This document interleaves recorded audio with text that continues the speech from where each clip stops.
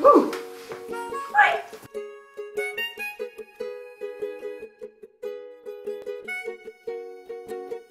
Donc je m'appelle Julie, j'ai grandi dans un petit village qui s'appelle Touvérac, dans le fin fond de la Charente. Et dans la vie, je suis professeure des écoles, donc je ne travaille pas, hein, comme dit Sibeth Ndiaye en ce moment. Bon, ce qui est vrai pour moi, ceci dit, puisque je suis en disponibilité en ce moment. Alors la première fois que je suis venue au Zéro Déchet, c'est à la suite d'une visite à un copain à moi à Bordeaux qui s'appelle Joël, qui se reconnaîtra, qui m'a parlé un peu de sa démarche. Et comme souvent dans les choses un peu nouvelles, j'ai d'abord vu ça avec voilà, un esprit assez critique en disant oh, ça a l'air hyper contraignant, tu t'embêtes, patati patata. Et puis lui m'a expliqué que non, c'était pas si contraignant que ça, que voilà, il m'a donné des petites astuces. En fait, il avait finalement semé la petite graine qui a germé, qui a fait que en septembre, en revenant d'un long périple de vacances, moi et ma petite famille, on s'est tous mis au zéro déchet, pour notre plus grand bonheur.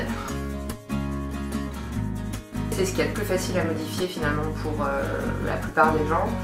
C'est ce qui est vendu dans la plupart des épiceries bio, en vrac, donc tout ce qui est légumineuses, lentilles, fruits secs, noix, noisettes, pâtes, riz, ce genre de choses. Très facile finalement à trouver de plus en plus et un peu partout. Bon, il y a deux trucs dont je peux toujours pas me passer, je suis pas sûre que j'y arriverai un jour. Le premier, c'est les mouchoirs jetables. Bon, alors l'actualité me donne raison, hein, pour le coup. Et l'autre truc, c'est le papier toilette, quoi. Après, j'ai tendance à penser que quand il n'y aura plus que le papier toilette et le problème des mouchoirs jetables à régler, on aura déjà fait une grande avancée dans le zéro déchet, on sera déjà pas mal. Alors ce qu'on ne trouve plus chez moi et qu'on ne trouvera sans doute plus jamais, c'est les biscuits tout faits. Parce que souvent finalement la démarche zéro déchet s'accompagne d'une démarche où on va essayer de faire soi-même, de cuisiner plus.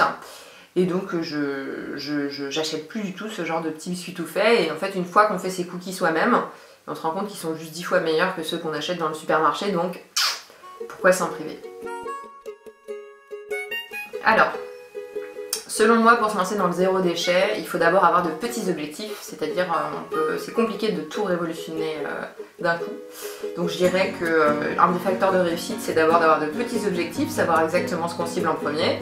Les pâtes, le riz, ça me semble être un bel objectif pour commencer. Et puis en fait, très vite, finalement c'est un cercle vertueux quand on se rend compte que sa poubelle diminue sensiblement, mais c'est hyper gratifiant. Je sais pas comment l'exprimer autrement, mais moi ça m'a fait un réel plaisir en fait. On a l'impression de faire quelque chose de très concret, d'agir très concrètement pour l'environnement. Et du coup ça pousse à aller voir plus loin et à essayer de trouver des alternatives à des choses qui sont peut-être un peu plus compliquées à mettre en place au départ. Alors j'arrive sur le projet La Palanche, un peu pas comme un cheveu sur la soupe, ce serait pas gentil pour moi, mais un peu par hasard. Je suis arrivée dans la région de Montpellier il n'y a pas très longtemps que ça, pas si longtemps que ça, pardon. Mais par contre, je suis une amie de longue date de Sébastien et Priscille. Nous nous sommes connus dans nos folles années étudiantes à Bordeaux, la ville s'en souvient encore. Et quand je suis arrivée sur Montpellier, j'étais en disponibilité, donc j'avais pas mal de temps. Je leur ai dit que ça me ferait plaisir de les aider dans le projet, et assez naturellement et assez rapidement. Ils m'ont proposé de m'associer et j'ai évidemment dit oui.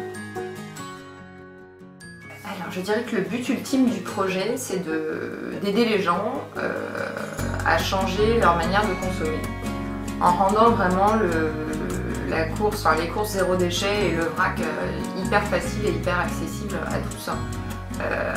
C'est un petit peu contraignant quand on n'a pas de drive à côté de chez soi, de faire ses courses en zéro déchet. Souvent préparer ses contenants, c'est vrai que ça demande pas mal d'organisation. Je pense que ça freine certaines personnes et donc du coup j'ai l'impression qu'on lève un des derniers freins qui est celui de l'organisation en proposant cette solution. Donc quoi de plus facile que d'aller sur internet, de cliquer pour prendre ses produits, d'ouvrir son petit coffre et d'accueillir des bocaux préparés avec amour et soin.